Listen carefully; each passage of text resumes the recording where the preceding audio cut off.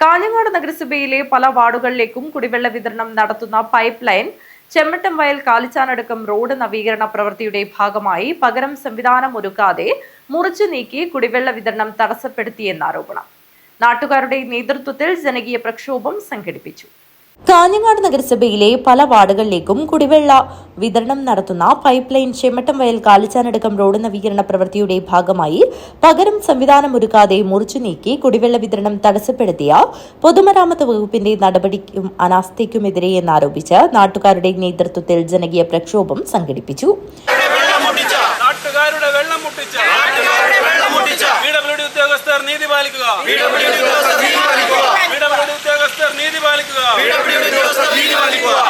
സമരം സൂചന മാത്രം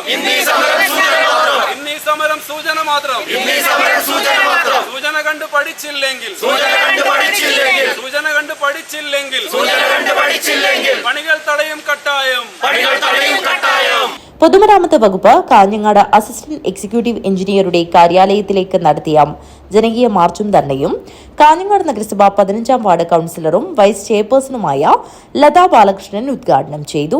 കാഞ്ഞങ്ങാട് നഗരസഭയിലെ ചെമ്മട്ടംവയലിൽ നടത്തുന്നതിന്റെ ഭാഗമായി കാഞ്ഞങ്ങാട് നഗരസഭയിലെ 5ഓളം വാർഡുകളിൽ കുടിവെള്ള വിതരണം നിർത്തിയിരിക്കുകയാണ്.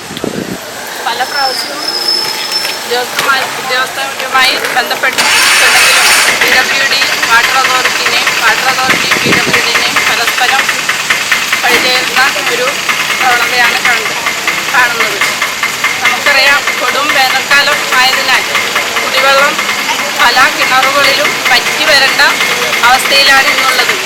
കിണറുകൾ ഉള്ളവർക്ക് പോലും കുടിവെള്ളം ഇല്ലാത്ത സാഹചര്യത്തിൽ ഇങ്ങനെയൊരു റോഡ് പണി നടക്കുന്ന സാഹചര്യത്തിൽ ബദൽ സംവിധാനം ഒരുക്കാതെ ഇങ്ങനെ ഒരു പ്രവൃത്തി ചെയ്യാൻ തയ്യാറായ അധികൃതർ അവർക്കറിയാം ഈ വേനൽക്കാലത്ത് കുടിവെള്ളം എത്താത്ത വീടുകളിലെ ബുദ്ധിമുട്ടുകൾ. അനീസ് കടത്തനാടൻ അധ്യക്ഷത വഹിച്ചു. PP രാജു, അനീഷ് തോയമൽ, A നാരായണൻ തുടങ്ങിയവർ സംസാരിച്ചു. EL നാസർ കുളിയങ്കാൽ സ്വാഗതം പറഞ്ഞു. News bureau, Kanhangad.